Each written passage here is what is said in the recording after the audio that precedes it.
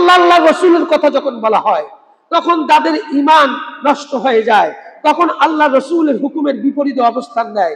কোন আলেম বলল রাজনীতি করা ফরজ, রাজনীতি করা সুন্নাত, এটা আল্লাহ পাকের হুকুম, এটা মানতে হবে, তখন যাদের অন্তরের মধ্যে এর বিপরীতে আল্লাহর ভয়ে আল্লাহর পথে রাজনীতি না করে বিপরীতমুখী অবস্থান নিয়ে ওই আলেমের বিরুদ্ধে দাঁড়ায়, তাহলে বুঝতে হবে সে ঈমানদার নেই, কাফেরদের অন্তর্ভুক্ত হয়েছে, ঠিক কিনা?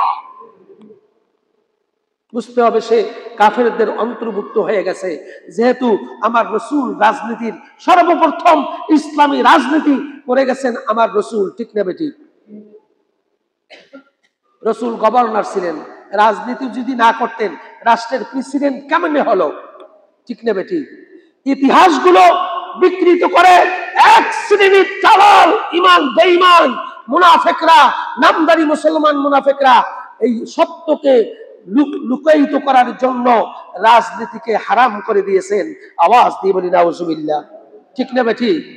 অথচ রাজনীতিটা ছিল রাজার নীতি, অর্থাৎ সব নীতির মধ্যে যে নীতিটা সবচেয়ে বড় রাজার নীতি, সেই রাজার নীতিকে উপেক্ষা করে দুর্নীতি সামনে মানুষের সামনে পেশ করেছেন, ঠিক না বেটি? রাজার নীতি যখন না থাকবে তখন ঢুকে যাবে দুর্নীতি। কি ঢুকবে? দুর্নীতি। এই রাজার নীতি না থাকার কারণে দুর্নীতি ঢুকে আজকে দেশ তছনছ হয়ে গেছে, লক্ষ লক্ষ কোটি হাজার কোটি টাকা পাচার হয়েছে, মানুষের জীবন নাশের হুমকি হয়ে দাঁড়িয়েছিল, মানুষের সবকিছু রুদ্ধ হয়ে গেছিল, ঠিক কিনা? এই রাজার নীতি না থাকার কারণে সেই রাজাকে আল্লাহ রাব্বুল আলামিন মনে করতে হবে রাজাধিরাজ, যিনি মহান আল্লাহ রাব্বুল আলামিন, তার সামনে কোনো আর রাজা নেই। ওই রাজার হুকুম পালনার্থে ব্যক্তি, পরিবার, সমাজ, রাষ্ট্রের মধ্যে তার হুকুম চালু করতে হবে। হুকুমটা কার? চ্যানেলটি সাবস্ক্রাইব করে আমাদের সঙ্গেই থাকুন। মানুষের কল্যাণের জন্য তিনি আমাদেরকে সৃষ্টি করেছেন, যাতে করে ভালো কাজগুলি মানুষ করতে পারে, অন্যায় কাজ থেকে বিরত রাখতে পারে। এই জন্য আল্লাহ রাব্বুল আলামিন আমাদেরকে এই দুনিয়ার জমিনে ছেড়ে দিয়েছেন। উদ্দেশ্য হলো আল্লাহ পাকের হুকুমকে মেনে নেওয়া, রাসূল খোদা সাল্লাল্লাহু আলাইহি ওয়াসাল্লামের তরিকার উপর নিজেকে সুপর্দ করে দিয়ে তাকে পথ চলা। যদি বিষয়টি এমন হয় তাহলে আল্লাহ রাব্বুল আলামিন ওই বান্দাকে ইবাদতের মধ্যে শামিল করবেন, প্রতিটি কর্ম হবে তার ইবাদতের মধ্যে গণ্য। আর যেই বান্দারা তার প্রতিটি কাজ ইবাদতের মধ্যে গণ্য হবে, ওই বান্দাদের জন্য জান্নাতুন তাজরি মিন তাহতিহাল আনহারু খালিদিনা ফিহা আবাদা, চিরকাল চিরস্থায়ী বন্দোবস্ত করে দিবেন সেই জান্নাত, যেই জান্নাতে তারা ঢুকবেন আর কোনোদিন বের হবেন না, চিরকালের জন্য, চিরস্থায়ীর জন্য আল্লাহ পাক নাজ নেয়ামতে ভরা জান্নাতের মধ্যে তাদেরকে দাখিল করবেন। সকলে বলি আলহামদুলিল্লাহ।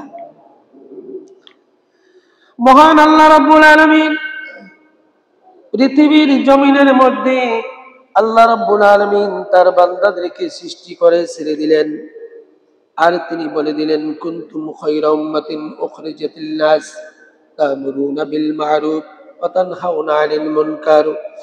আল্লাহ রাব্বুল আলামিন তিনি বলে দিলেন, তোমরাই হচ্ছো উত্তম জাতি, তোমাদেরকে আমি সৃষ্টি করেছি মানবতার কল্যাণের জন্য, আমি তোমাদেরকে সৃষ্টি করেছি মানুষের কল্যাণের জন্য।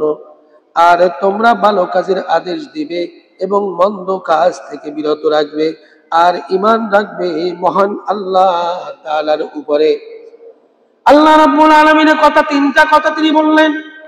প্রথমত 1 নম্বরে বললেন তোমাদেরকে আমি সৃষ্টি করেছি মানুষের কল্যাণের জন্য, মঙ্গলের জন্য। দ্বিতীয়ত আল্লাহ রাব্বুল আলামিন তিনি বললেন তোমাদের জন্য দ্বিতীয় নম্বরে কাজ হচ্ছে তোমরা সৎ কাজের আদেশ দিবে, ভালো কাজের আদেশ দিবে।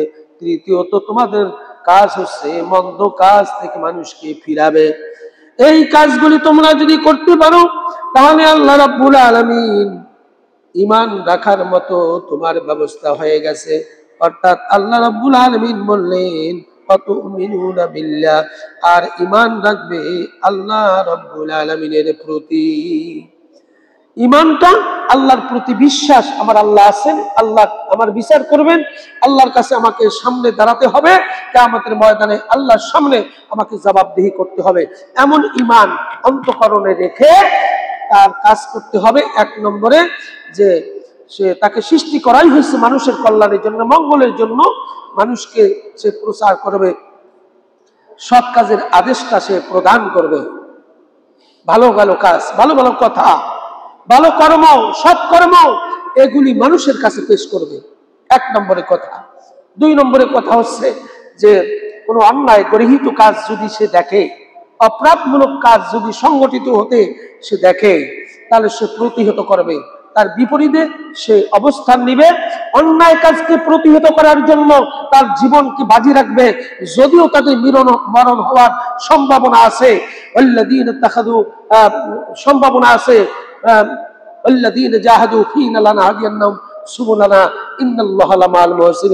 দেখতেছে এই কাজের মধ্যে তার জীবন ঝুঁকি আছে, তারপরও আল্লাহ রাব্বুল আলামিনের এই কর্মকে সঠিকভাবে ধরে রাখার জন্য জীবনকে উৎসর্গ করে সামনের দিকে এগিয়ে যায়। ইন্নাল্লাহা লামাআল মুহসিনিন, ওই বান্দাদের জন্য আল্লাহ পাক বললেন চির কল্যাণকর, চির আলোকময়, উজ্জ্বল, সরল, সঠিক পথের দিশা আমি দিয়ে দিব। বলুন না সুবহানাল্লাহ। সুতরাং আল্লাহ রাব্বুল আলামিন এই পৃথিবীর জমিনের মধ্যে আমাদেরকে পাঠিয়ে দিয়েছেন মানুষের কল্যাণের জন্য, আমাদের কি সৃষ্টি করা হয়েছে, এবং সৎ কাজের আদেশ দেওয়ার জন্য আমাদেরকে বের করা হয়েছে। আর দ্বিতীয়ত আমাদেরকে মন্দ কাজ থেকে বিরত রাখার জন্য আমাদেরকে বের করা হয়েছে।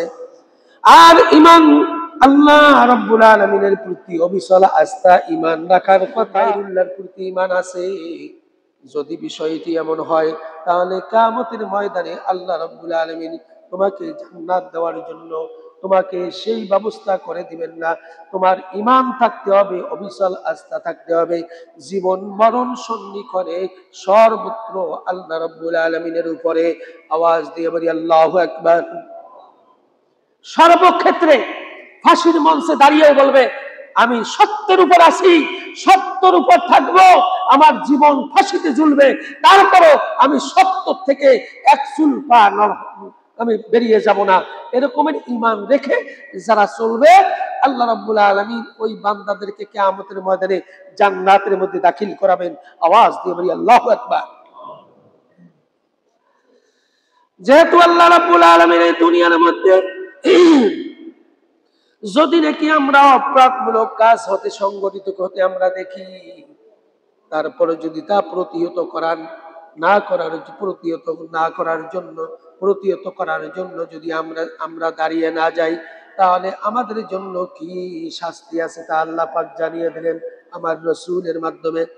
আন হুযায়ফা রাদিয়াল্লাহু তাআলা আনহু قال قال رسول الله صلى الله عليه وسلم الذي نفسي بيده لتأمرن بالمعروف وتنهون عن المنكر أو لا يوشكن الله أن يبعث عليكم عقابا منهم ثم يدعونه فلا يستجاب لكم। আমার রাসূল সাল্লাল্লাহু আলাইহি ওয়াসাল্লাম বললেন, অবশ্যই তোমরা ভালো কাজের আদেশ দিবে এবং অবশ্যই তোমরা মন্দ কাজে বাধা দিবে। অন্যথায় যদি তোমরা এই কাজ দুটি ছেড়ে দাও, ভালো কাজের আদেশ যদি তোমরা ছেড়ে দাও, অন্যায় কাজ হচ্ছে তোমরা যদি তা প্রতিহত না করে দাও, এই দুইটা কাজ যদি তোমরা ছেড়ে দাও, আমার রাসূল সাল্লাল্লাহু আলাইহি ওয়াসাল্লাম বললেন, তাহলে তোমাদের উপর এমন আযাব নেমে আসবে, এমন গজব শীঘ্রই তোমাদের উপর নেমে আসবে, সেই শাস্তি পূরণ করবেন আমার আল্লাহর পক্ষ থেকে। কিন্তু ওই সময়ের মধ্যে তোমরা অনেক বুজুর্গ দিয়ে দোয়া করবে, আলেম দিয়ে দোয়া করাবে, নেককার বান্দাদেরকে দোয়া করবে। তোমরা যাদেরকে নেককার বান্দা মনে করো, তোমরা যাদেরকে ওলি মনে করো, তোমরা যাদেরকে পিশাব মনে করো, তোমরা যাদেরকে ইমাম মনে করো, তাদের দিয়ে দোয়া করানো হবে। আল্লাহ রাব্বুল আলামিন আমার রাসূল বললেন, ওই সময় তোমাদের দোয়া কবুল হবে না। আওয়াজ দিয়ে বলি নাউজুবিল্লাহ। যদি সৎ কাজের আদেশ তোমরা ছেড়ে দাও, মন্দ কাজ হচ্ছে প্রতিহত না করো, আল্লাহ রাসূল বলছেন ওই সময়ের মধ্যে শীঘ্রই তোমাদের উপর আযাব গজব নেমে আসবে। এই নেমে আসবে আযাব গজবের জন্য তোমরা হাত তুলে দোয়া করবে, ওলি আউলিয়া দিকে দোয়া করবে, আলেম দিয়ে দোয়া করবে, কোনো দোয়া কবুল হবে না। বলেছেন আমার রাসূল। আওয়াজ দিয়ে বলেন আল্লাহু আকবার। তাহলে বোঝা যাচ্ছে সৎ কাজের আদেশ দেওয়া ফরজ, এটি আল্লাহর হুকুম। অসৎ কাজ থেকে বিরত রাখার জন্য, প্রতিহত করার জন্য আপনাকে দাঁড়িয়ে যেতে হবে, এটাও আল্লাহর পক্ষ থেকে ফরজ করে দেওয়া হয়েছে। যদি এই দুইটি কাজ আমরা না করি তাহলে শীঘ্রই আমাদের উপর গজব নেমে আসবে। আর ওই গজব নামে আসার পরে গজব থেকে বাঁচার জন্য আমরা যতই দোয়া করব, ওই দোয়া কবুল করবেন না কে? কে করবেন না? দোয়া কবুল করবেন না কে? আল্লাহ দোয়া কবুল করবেন না যদি নাকি মানুষ সৎ কাজের আদেশ ছেড়ে দেয়, যদি নাকি অন্যায় হয়, গর্হিত কাজ শুরু হয়েছে, তার প্রতিহত করার ব্যবস্থা না করে, তাহলে ওই সময়ের মধ্যে গজব নেমে আসবে এবং ওই গজব থেকে বাঁচার জন্য যতই দোয়া করা হয় কোনো দোয়া কাছে আসবে না, আল্লাহর দরবারে কবুল হবে না। আওয়াজ দিয়ে বলি নাউজুবিল্লাহ। সুতরাং আল্লাহ রাব্বুল আলামিন এই দুনিয়ার জমিনের মধ্যে আমাদের একটা বৈশিষ্ট্য থাকতে হবে। ইমানদার যারা, তাদের বৈশিষ্ট্য অবশ্যই থাকতে হবে। আল্লাহ রাব্বুল আলামিন বললেন, ইন্নামাল মুমিনুনা আল্লাযীনা আমানু বিল্লাহি ওয়া রাসূলিহি সুম্মা লাম ইয়ারতাবু ওয়া জাহাদু ওয়া আনফুসাহুম ফী সাবিলিল্লাহি উলাইকা হুমুস সাদিকুন। আল্লাহ রাব্বুল আলামিন জানিয়ে দিলেন, মুমিন তারাই যারা আল্লাহ ও রাসূলের প্রতি ঈমান আনার পর সন্দেহে পড়ে না এবং নিজেদের জান মাল দিয়ে আল্লাহর রাস্তায়, আল্লাহর পথে, দ্বীনের পথে, ইসলামের পথে প্রচেষ্টা করে। এরাই হলো ঈমানের দাবিতে সত্যবাদী। এরাই হলো ঈমানদারের দাবিতে সত্যবাদী ব্যক্তি। প্রথমত কি? প্রথমত যারা ঈমান এনেছে, ঈমান আনার পরে দ্বন্দ্বে পড়ে যায় না। ঈমান এনেছি তো এনেছি আল্লাহর প্রতি, আল্লাহ আছেন, আল্লাহ দেখেন, সামি'না ওয়া আতা'না, আল্লাহ শুনেন, আমরা শুনলাম এবং মেনে নিলাম। আল্লাহ আছেন, আমরা শুনেছি, এবং আল্লাহ থাকবেন, সেটাও আমরা মেনে নিলাম। এটার উপরই ঈমান আনতে হবে সর্বপ্রথম। বলুন না সুবহানাল্লাহ। এরপরে ঈমান আনার পরে তারা কোনো সন্দেহের মধ্যে পড়ে না। যতই বিপদ আসুক, মুসিবত আসুক, জীবনকে উৎসর্গ করে দিবে। এই উৎসর্গ করে দেওয়ার জন্য জীবনকে সামনে একেবারে বাজি রেখে আল্লাহর জন্য, আল্লাহর রাহে কোরবান করে দেয়। ইন্না সলাতি ওয়া নুসকি ওয়া মাহইয়ায়া ওয়া মামাতি লিল্লাহি রাব্বিল আলামিন, বিশ্ব প্রভুর জন্য তার নিবেদিত করে দেয় জীবনকে। বলুন না সুবহানাল্লাহ। যদি বিষয়টা এমন হয়ে যায়, আল্লাহ রাব্বুল আলামিন ওই বান্দাদের জন্য যারা ঈমান এনেছে তারাই হলো সত্যবাদী। ঈমানের দাবিতে তারাই হবে সত্যবাদী। তারা কোনো ঈমান আনার পরে কোনো সন্দেহের মধ্যে পড়ে না, নিজেদের জান এবং মাল কোরবান করে দিয়ে আল্লাহর জন্য ব্যয় করে, আল্লাহর জন্য ওয়াকফ করে দেয়, আল্লাহর জন্য কোরবান করে দেয়। যদি বিষয়টি এমন হয় তাহলে এরাই হচ্ছে ঈমানের দাবিতে এক নম্বরে সত্যবাদী ব্যক্তি। বলুন না সুবহানাল্লাহ। বলেছেন কে? ঈমানের দাবিতে কে সত্যবাদী তা প্রমাণ করে দিয়েছেন, স্পষ্ট করে দিয়েছেন আমার আল্লাহ রাব্বুল আলামিন। তার এক নম্বর কাজ হচ্ছে ঈমান আনার পরে অবিচল একেবারে দৃঢ়তা অবলম্বন করে আল্লাহ, আল্লাহ রাসূল থেকে কোনো ক্রমেই কোনো দিকেই সে পিছপা হয় না, কোনো দিকে টলে যায় না, কোনো দিকে সরে যায় না। আল্লাহ, আল্লাহ রাসূলের হুকুম, আহকাম, তরিকা, রিসালাত সব কিছু একেবারে আন্তরিকভাবে অন্তর দিয়ে সে মেনে নেয়। দ্বিতীয় নম্বরে তার যে জান এবং মাল, তার যে জীবন দিয়েছেন, এই জীবনটা আল্লাহর জন্য ওয়াকফ করে দেয়, রাসূলের তরিকার উপর ওয়াকফ করে দেয়। তৃতীয় নম্বর হচ্ছে তার মাল, সম্পদ যা দেওয়া হয়েছে, এই সম্পদগুলিকে আল্লাহর রাস্তায় ব্যয় করার আপ্রাণ প্রচেষ্টা চালায়। এই প্রচেষ্টা যদি অব্যাহত রাখে আল্লাহ পাক তাদেরকে বললেন এরাই হচ্ছে ঈমানের দাবিতে সত্যবাদী ব্যক্তি। বলুন না সুবহানাল্লাহ। সুতরাং আল্লাহ রাব্বুল আলামিন এরপরে বললেন ইন্নামাল মুমিনুনা আল্লাযীনা ইযা যুকিরাল্লাহু ওয়াজিলাত কুলুবুহুম, নিশ্চয়ই যারা মুমিন তাদের আল্লাহর স্মরণে তাদের দিলটা কেঁপে ওঠে।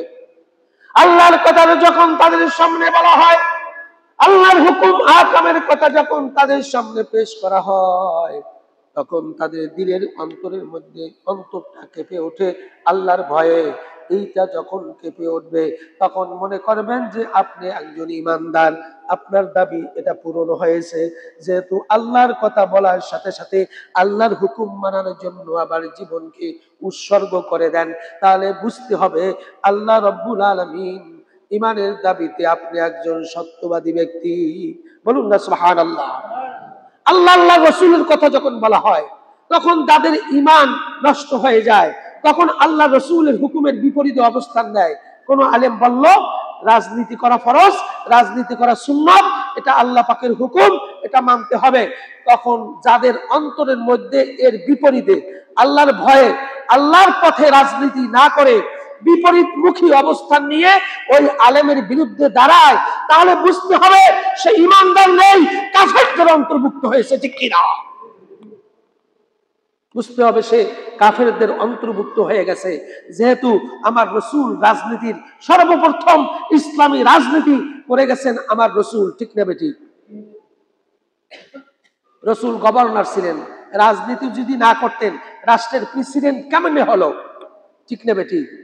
ইতিহাসগুলো বিকৃত করে এক শ্রেণীর চালাল ঈমান বেঈমান মুনাফিকরা, নামদারি মুসলমান মুনাফিকরা এই সত্যকে লুকায়িত করার জন্য রাজনীতিকে হারাম করে দিয়েছেন। আওয়াজ দিয়ে বলি নাউজুবিল্লাহ। ঠিক না বেটি? অথচ রাজনীতিটা ছিল রাজার নীতি, অর্থাৎ সব নীতির মধ্যে যে নীতিটা সবচেয়ে বড় রাজার নীতি, সেই রাজার নীতিকে উপেক্ষা করে দুর্নীতি সামনে মানুষের সামনে পেশ করেছেন। ঠিক না বেটি? রাজার নীতি যখন না থাকবে তখন ঢুকে যাবে দুর্নীতি। কি ঢুকবে? দুর্নীতি। এই রাজার নীতি না থাকার কারণে দুর্নীতি ঢুকে আজকে দেশ তছনছ হয়ে গেছে, লক্ষ লক্ষ কোটি হাজার কোটি টাকা পাচার হয়েছে, মানুষের জীবন দাসের হুমকি হয়ে দাঁড়িয়েছিল, মানুষের সবকিছু রুদ্ধ হয়ে গেছিল। ঠিক কিনা? এই রাজার নীতি না থাকার কারণে সেই রাজাকে আল্লাহ রাব্বুল আলামিন মনে করতে হবে রাজাধিরাজ, যিনি মহান আল্লাহ রাব্বুল আলামিন, তার সামনে কোনো আর রাজা নেই। ওই রাজার হুকুম পালনার্থে ব্যক্তি, পরিবার, সমাজ, রাষ্ট্রের মধ্যে তার হুকুম চালু করতে হবে। হুকুমটা কার? সুতরাং আল্লাহ রাব্বুল আলামিন যখন আল্লাহ রাব্বুল আলামিনের কথা স্মরণ করিয়ে দেয়, মনে এসে যায়, তখন তাদের দিলটা কেঁপে ওঠে। ইযা যুকিরাল ইন্নামাল মুমিনুনা আল্লাযীনা ইযা যুকিরাল্লাহু ওয়াজিলাত কুলুবুহুম, ঈমানদারদের অন্তরের মধ্যে যখন আল্লাহর কথা স্মরণ আসে, আল্লাহর কথা বলা হয়, তখন তাদের দিলটা নরম হয়ে যায়, কেঁপে ওঠে। বলেছেন কে? এইটা তাদের সিমটম, এইটা তাদের মনের একটা যেটাকে সিমটম বলা হয়। হ্যাঁ, যে কি অবস্থা হবে আল্লাহর কথা বললে, আল্লাহ পাকের কথা বললে, রসুলের কথা বললে নির্দ্বিধায় এক বাক্যে তারা মেনে নেয়। তাদের দিলের মধ্যে ভয় আসে, আল্লাহর হুকুম মানতে হবে, রসুলের তরিকায় চলতে হবে। এইটা যারা মেনে নিবে, যতই তার ভিতরে ইয়া থাকুক, তাহলে মনে করতে হবে ঈমানের দাবিতে তারাই হচ্ছে সত্যবাদী। বলুন না সুবহানাল্লাহ। সুতরাং আল্লাহ রাব্বুল আলামিন একমাত্র শুধুমাত্র আল্লাহ রাব্বুল আলামিনের বাণী যখন বলা হবে মানুষের সামনে, কোরআন যখন তেলাওয়াত করা হবে, কোরআনের বাণীর কথা যখন বলা হবে, তখন তাদের অবস্থাটা কি হবে তাও তিনি বলে দিলেন। ওয়াইযা তুলিয়াত আলাইহিম আয়াতুহু যাদাতুহুম ঈমানা। মহান আল্লাহ রাব্বুল আলামিন বললেন, যখন তাদের সামনে আল্লাহ রাব্বুল আলামিন এই কোরআনের বাণী যখন উচ্চারিত করা হবে, যখন বলা হবে, পেশ করা হবে, তখন তাদের ঈমান আরো বৃদ্ধি পেয়ে যাবে, তাদের ঈমানি বল শক্তি আরো বৃদ্ধি পাবে। বলে দিয়েছেন কে? যারা ঈমানদার, তাদের কথা বলা হচ্ছে। যারা ঈমানদার, যারা সঠিক ঈমানের উপর আছে, যখন আল্লাহর কোরআন তেলাওয়াত করা হবে, আল্লাহর হুকুমগুলি মান্য করার কথা বলা হবে, আল্লাহ যেভাবে বলেছেন এইভাবে চলার কথা যখন বলা হবে, তখন তাদের ঈমান আরো বাড়তে থাকবে। বলে দিয়েছেন কে? শুধু বাড়বে না, তাদের ঈমানের মধ্যে এই কুওয়াত পয়দা হবে, শক্তি সঞ্চার হবে। যেহেতু আমি আল্লাহর হুকুম যেভাবে আছে, মানুষের মন গড়া, মানুষের তন্ত্র, মানুষের মন্ত্র পিছনে আমি ঘুরবো না। আমার নেতা হবে মুহাম্মদ রাসূলুল্লাহ সাল্লাল্লাহু আলাইহি ওয়াসাল্লাম, ঠিক কিনা? একমাত্র আদর্শ হবে কার? আমার রাসূলের। কার? আমার রাসূলের। লাকাদ কানা লাকুম ফি রাসূলিল্লাহি উসওয়াতুন হাসানা। আমার আল্লাহ পাক বলে দিয়েছেন, তোমাদের জন্য সর্বোত্তম আদর্শ হচ্ছে আমার রাসূলের মধ্যে। বলুন না সুবহানাল্লাহ। ও মুসলমান, তুমি তোমার রাসূলকে বলে দিয়ে তোমার যে নেতার আদর্শ তুমি বাস্তবায়ন করার কথা বলো, অমুক নেতার আদর্শ ফুলের মতো পবিত্র, তোমার যে নেতার আদর্শের কথা বলো, তার পিছনে গুরু কর্মী হয়ে, সমর্থক হয়ে জীবনটা তুমি কাটাও। তুমি কি একবার লক্ষ্য করেছো আমার নেতার পিছনের ইতিহাস? সে তো মাগিবাজি করে, সে তো অপরাধমূলক কাজের মধ্যে লিপ্ত থাকে, সে দুর্নীতি করে, অন্যায় করে, গরিত কাজ করে, জেনা করে, ব্যভিচার করে, মদ খায়, গাঁজা খায়। আছে কি নাই? আছে কি নাই? হাজার হাজার নেতা আছে দেশ পরিচালনা করার জন্য, যারা দেশের নেতৃত্ব দানে বসে আছে, তারা নারীবাজি, বাড়িবাজি, তারপর সমস্ত অপরাধ, দুর্নীতি হতে শুরু করে টাকা পাচার হতে শুরু করে সমস্ত অপরাধের মধ্যে গণ্য হয়েছে। ইতিপূর্বে তা প্রমাণ হয়ে গেছে, ঠিক না বেটি? মুসলমান, তুমি ওই নেতার পিছনে কর্মী হইলা, ওই নেতার পিছনে সমর্থক হইলা, তোমার ঈমান কোথায় আছে? তোমার তো বলো ঈমান তো থাকা উচিত ছিল আল্লাহ আল্লাহ রাসূলের পক্ষে, ঠিক না বেটি? এটা একটু কমাই দেন। আল্লাহ আল্লাহ রাসূলের প্রতি তোমার ঈমান থাকার কথা ছিল, কিন্তু তুমি কি করতেছো? তোমার নেতা তো দুর্নীতিবাজ, তোমার নেতা তো চোর, তোমার নেতা তো ডাকাত, তোমার নেতা তো আমার রাসূলের বিরোধী, তোমার নেতা তো আল্লাহর হুকুমের পরিপন্থী। এমন একটা নেতার পিছনে তোমার গোটা জিন্দেগি বরবাদ করলা। আর আল্লাহর হুকুমের কথা, আল্লাহর হুকুমকে বাস্তবায়নের ক্ষেত্রে ব্যক্তি, পরিবার, সমাজ, রাষ্ট্রের মধ্যে আল্লাহর হুকুম পালন হোক, আল্লাহর হুকুম কায়েম হোক, তার জন্য তোমার কোনো প্রচেষ্টা নাই। তুমি দাবি করতেছো আমি ইমানদার, আল্লাহ পাক বলছে না, তুমি হচ্ছ মুনাফিক, তুমি ইমানদার নও। ঠিক না বেঠি?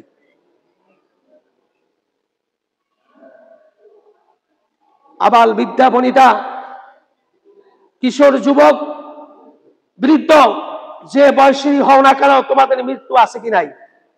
যে কোনো সময়ের মধ্যে আমাদের মৃত্যু আছে।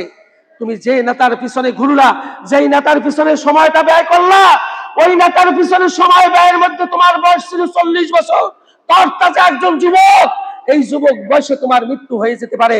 তোমার মৃত্যু তো হবে।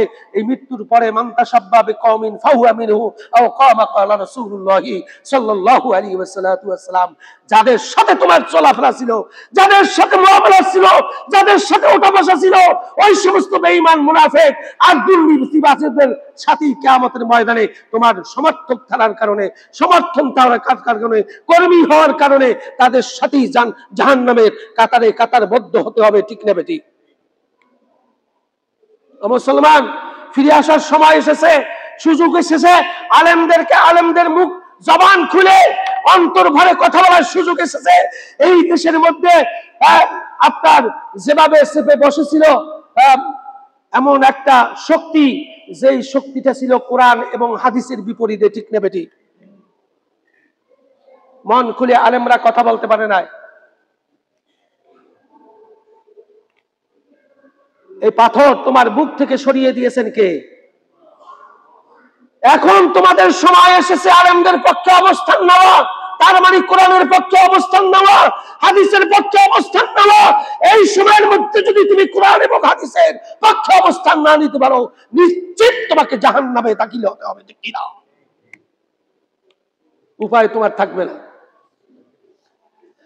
সুতরাং আল্লাহ রাব্বুল আলামিন ঈমান তোমার এনেছো, পরিপূর্ণভাবে তোমাকে দাখিল হতে হবে। ইয়া আইয়ুহাল্লাযীনা আমানু দুখুলু ফিস সিলমি কাফা, তুমি আংশিক ঈমানের মধ্যে তুমি দাখিল হইলা হবে না। আল্লাহ রাব্বুল আলামিন বলে দিয়েছেন তোমাদেরকে দাখিল হতে হবে, প্রবেশ করতে হবে পরিপূর্ণভাবে, পরিপূর্ণভাবে, পরিপূর্ণভাবে তোমাদেরকে প্রবেশ করতে হবে ইসলামের মধ্যে, দ্বীনের মধ্যে, ধর্মের মধ্যে। বলে দিয়েছেন কে? শুধুমাত্র নামাজ এবং রোজার মধ্যে আল্লাহকে ডাকলা, ব্যবসা বাণিজ্যের মধ্যে আল্লাহর স্মরণ তোমার নাই, সেখানে তুমি মালে কম দিলা, ওজনে কম দিলা, তোমার এই নামাজ, তোমার এই রোজা, তোমার ইবাদত কোনোই কাজে আসবে না। ঠিক না বেঠিক? ব্যবসার মধ্যে কাজটা করার কারণে তোমার ঈমান নষ্ট হয়ে গেছে। তুমি সমাজের সমাজপতি, সমাজকে, দুর্নীতিমুক্ত সমাজকে একটা সুন্দর সমাজ উপহার দেওয়ার জন্য তোমার ভূমিকা থাকার কথা ছিল, কিন্তু সমাজ উপহারে তোমার কোনো ভূমিকা নেই, ভালো কাজের কোনো তোমার কর্ম নেই। তাহলে বুঝতে হবে তোমাকে সমাজপতি দেওয়ার কারণে কিয়ামতের ময়দানে তোমাকে জাহান্নামী হতে হবে। ঠিক না বেঠিক? তোমার সমাজের পরে রাষ্ট্র, রাষ্ট্রের মধ্যে তোমাকে দায়িত্বশীল তোমাকে করা হয়েছে, কারণ হলো আল্লাযীনা ইয়ামাক্কানাউ ফিল আরদি আকামুস সালাতা ওয়া আতুজ যাকাতা ওয়া ইয়ানহাউনা আনিল মুনকার ওয়া তু'মিনুনা বিল্লাহ। আল্লাহ রাব্বুল আলামিন কোরআনুল কারীমের মধ্যে বলে দিলেন তোমাদের জন্য যদি আমি রাষ্ট্র শক্তি দান করি, তোমাদেরকে যদি রাষ্ট্র ক্ষমতা দেই, তাহলে সর্বপ্রথম তোমাদের দাবি হচ্ছে এই রাষ্ট্রের মধ্যে আল্লাহ রাব্বুল আলামিনের বড় হুকুম নামাজ কায়েম করে দিবে। বলেছেন কে?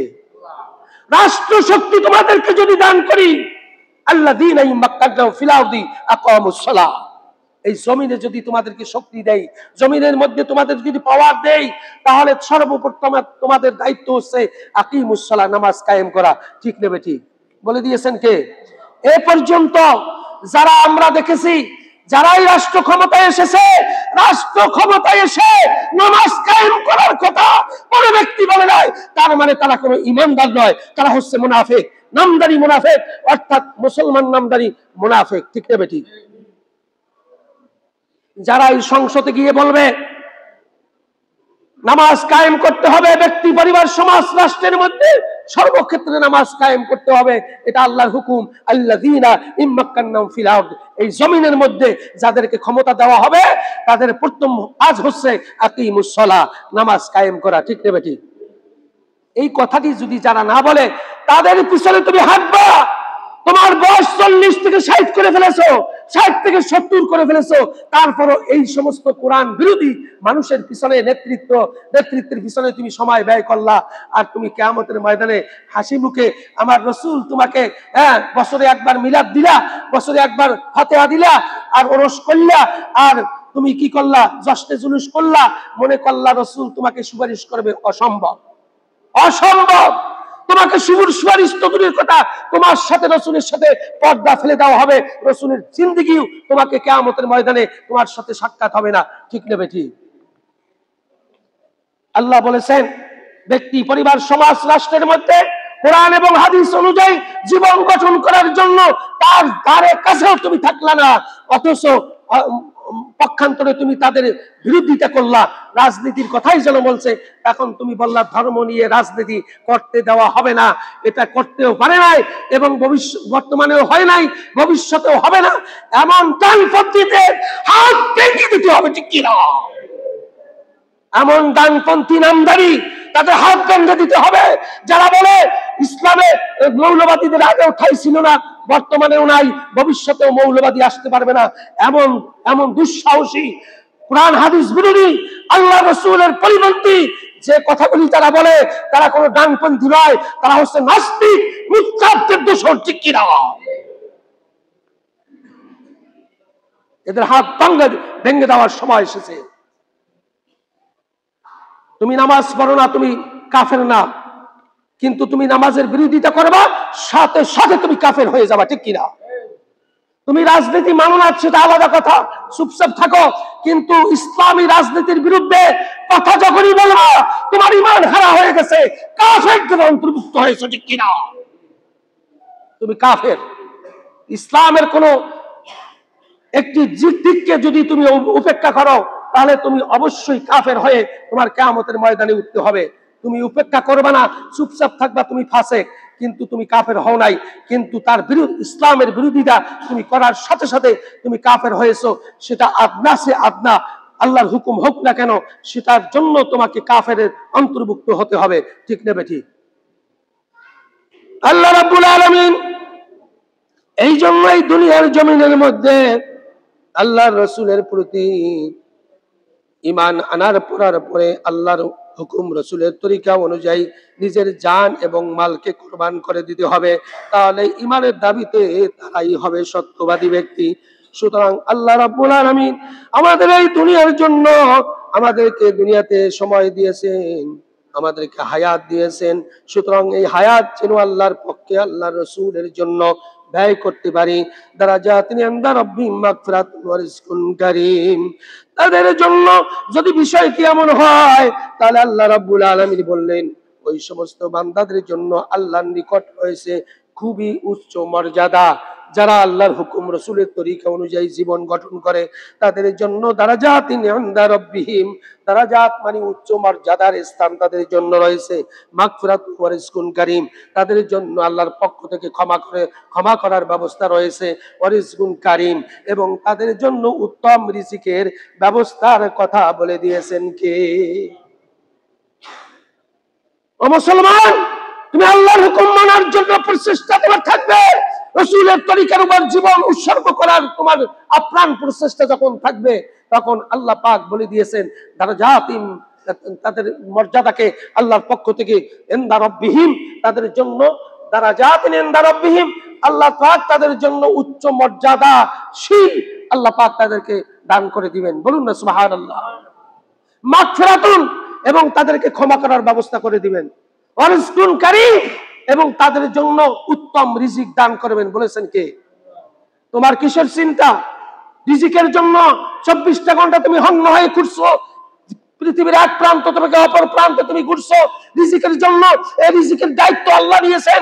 যদি নাকি ঈমানের দাবিতে তুমি অবিচল আস্থা রেখে আল্লাহর হুকুম রাসূলের তরিকার উপর জীবন গঠন করতে পারো, মাগফিরাতুন ওয়া রিজকুন কারীম, তোমাকে ক্ষমাও করবে, উত্তম রিজিকও দিবেন আমার আল্লাহ। ঠিক না বেটি?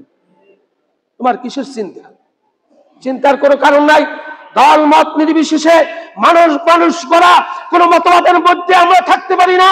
আমরা কোন নেতার নেতৃত্ব মানতে পারি না যতক্ষণ পর্যন্ত ওই নেতা না বলবে কোরআনের পক্ষে, ওই নেতা না বলবে আমার রাসূলের পক্ষে, ততক্ষণ পর্যন্ত ও আমার নেতা নয়, ও আমার নেত্রী নয়। ঠিক কিনা?